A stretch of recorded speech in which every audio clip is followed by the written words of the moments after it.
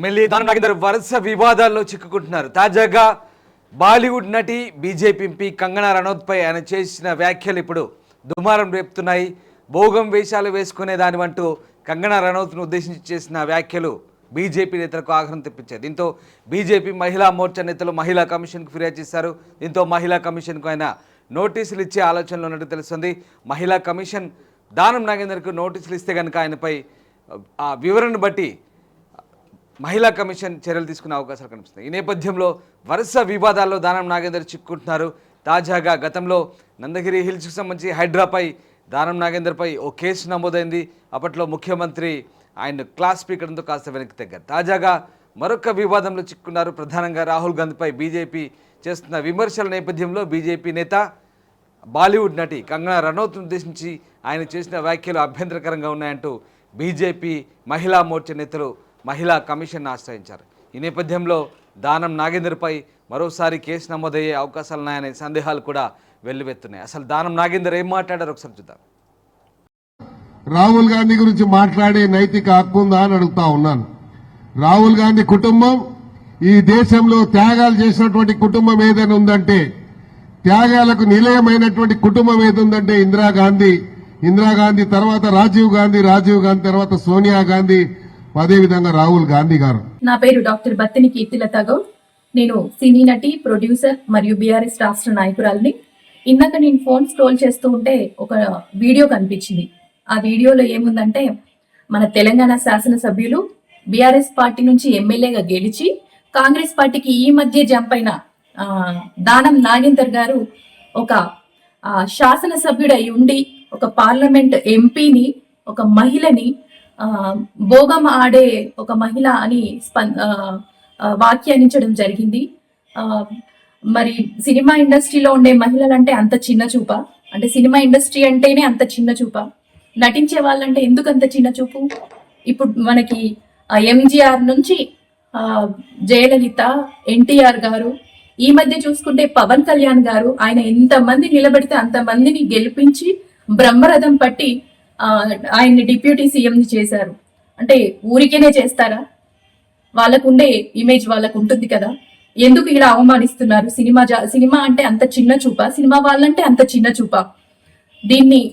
దీని మీద నేను ఒక సినీ నటిగా, మన మూవీ ఆర్టిస్ట్ అసోసియేషన్ మెంబర్ గా, నేను బీఆర్ఎస్ రాష్ట్ర నాయకురాలిగా, ఒక మహిళగా, ముఖ్యంగా ఒక మహిళగా తీవ్రంగా ఖండిస్తున్నాను. ముఖ్యంగా పవన్ కళ్యాణ్ గారికి దీని మీద స్పందించాలని నేను అప్పీల్ చేసుకుంటున్నాను. మరియు మంచు విష్ణు గారు, మూవీ ఆర్టిస్ట్ అసోసియేషన్ అధ్యక్షులు, ఆయన మహిళలకి ఎంతో తోడుగా ఉంటున్నారు. ఈ మధ్య కాలంలోనే యూట్యూబ్ ఛానల్స్ ని వల్గర్ గా చూపించే ఛానల్స్ అన్నింటినీ కూడా బ్యాన్ చేయించారు. థ్యాంక్స్ అండి. మీరు ఈ విషయం మీద కూడా స్పందించాలని మీకు విజ్ఞప్తి చేస్తూ అప్పీల్ చేసుకుంటున్నాను. తమ పార్టీ నేత బాలీవుడ్ నటిపై దానం చేసిన వ్యాఖ్యలను బీజేపీ మహిళా మోర్చా నేతలు చాలా సీరియస్గా తీసుకున్నారు. మహిళా కమిషన్ ఆశ్రయించారు. అయితే మహిళా కమిషన్ మరి దానం నాగేందర్కు నోటీసులు జారీ చేస్తుందా లేదా? ఏం జరగబోతోంది? దానం వ్యాఖ్యల నేపథ్యంలో బీజేపీ నేతలు చాలా అభ్యంతరాలు వ్యక్తం చేస్తున్న నేపథ్యంలో మరి మహిళా కమిషన్ ఎలాంటి చర్యలు తీసుకోబోతుంది? ఎస్, మా కరెస్పాండెంట్ శ్రీనివాస్ ప్రస్తుతం మనతో లైవ్లో అందుబాటులో ఉన్నారు. శ్రీనివాస్, ముఖ్యంగా దానం నాగేందర్ కంగనా రనౌత్ను ఉద్దేశించి చేసిన వ్యాఖ్యలు ఇప్పుడు దుమారం రేపుతున్నాయి. ఆయనపై బీజేపీ మహిళా మోర్చా నేతలు మహిళా కమిషన్ ఆశ్రయించారు. ఆయనపై చర్యలు తీసుకోవాలంటూ కోరుతున్నారు. మరి మహిళా కమిషన్ ఏ రకంగా స్పందించే అవకాశం?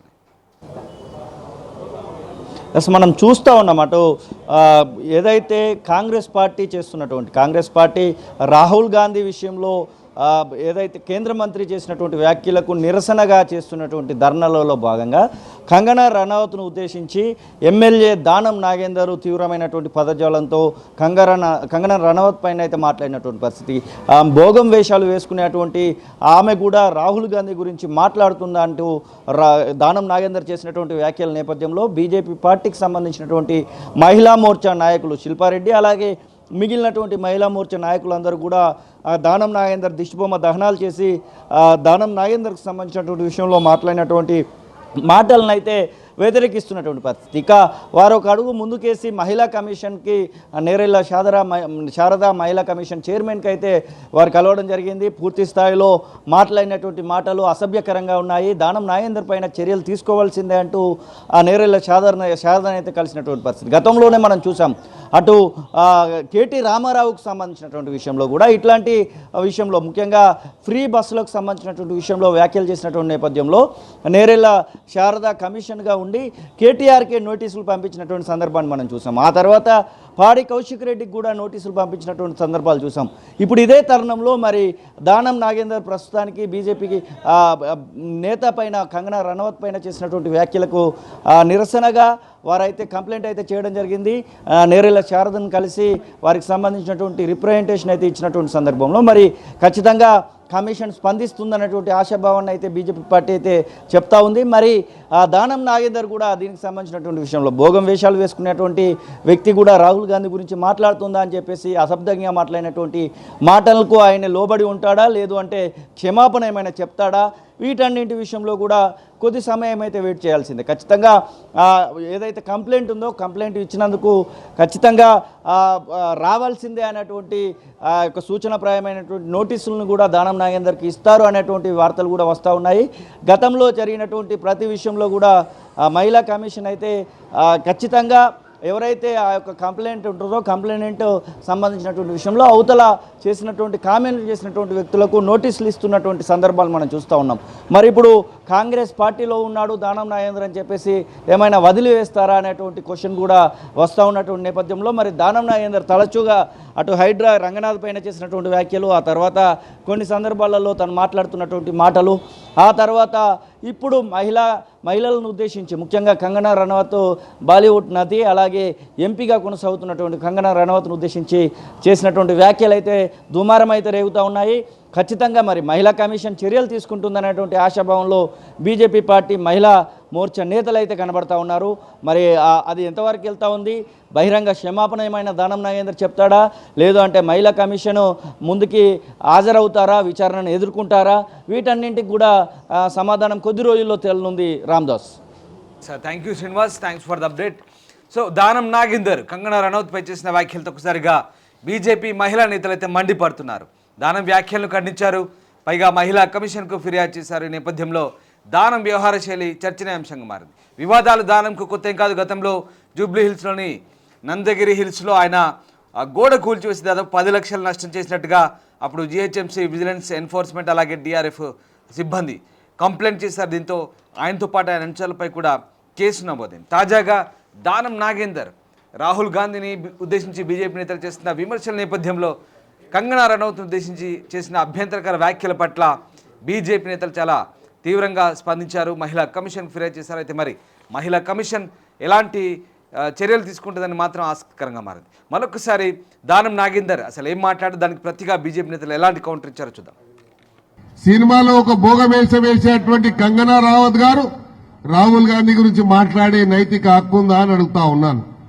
రాహుల్ గాంధీ కుటుంబం ఈ దేశంలో త్యాగాలు చేసినటువంటి కుటుంబం ఏదైనా ఉందంటే, త్యాగాలకు నిలయమైనటువంటి కుటుంబం ఏదుందంటే ఇందిరాగాంధీ తర్వాత రాజీవ్ గాంధీ తర్వాత సోనియా గాంధీ, అదేవిధంగా రాహుల్ గాంధీ గారు. నా పేరు డాక్టర్ బత్తిని కీర్తిలత గౌడ్.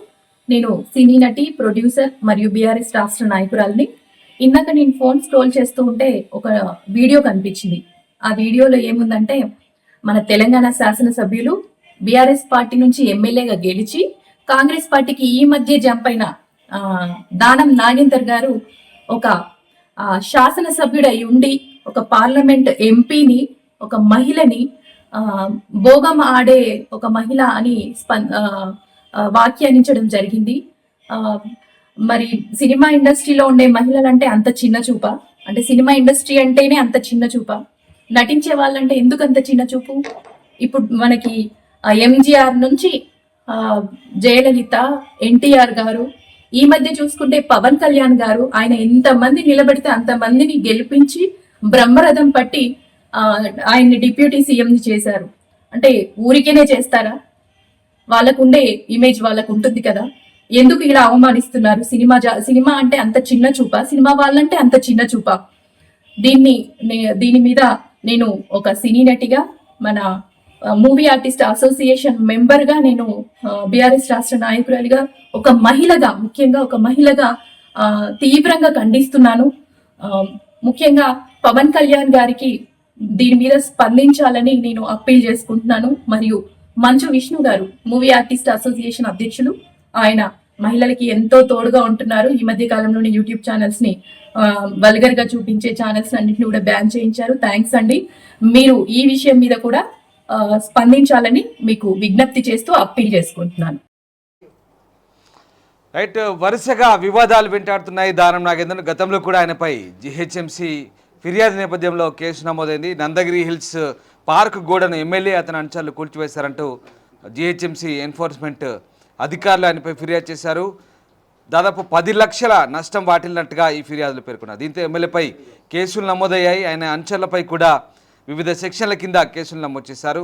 ఈ నేపథ్యంలో దానం నాగేందర్పై గతంలో ఉన్న కేసుతో పాటు తాజాగా ఇప్పుడు మళ్ళీ మహిళా కమిషన్ ఎలాంటి చర్యలు తీసుకుంటుందని మాత్రం ఆసక్తికరంగా మారిన పరిస్థితి కనబడతా ఉంది.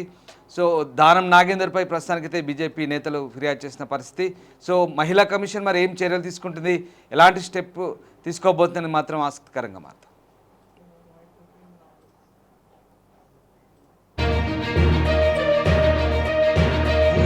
That itself shows that you have been, there is some malpractice have been taken place.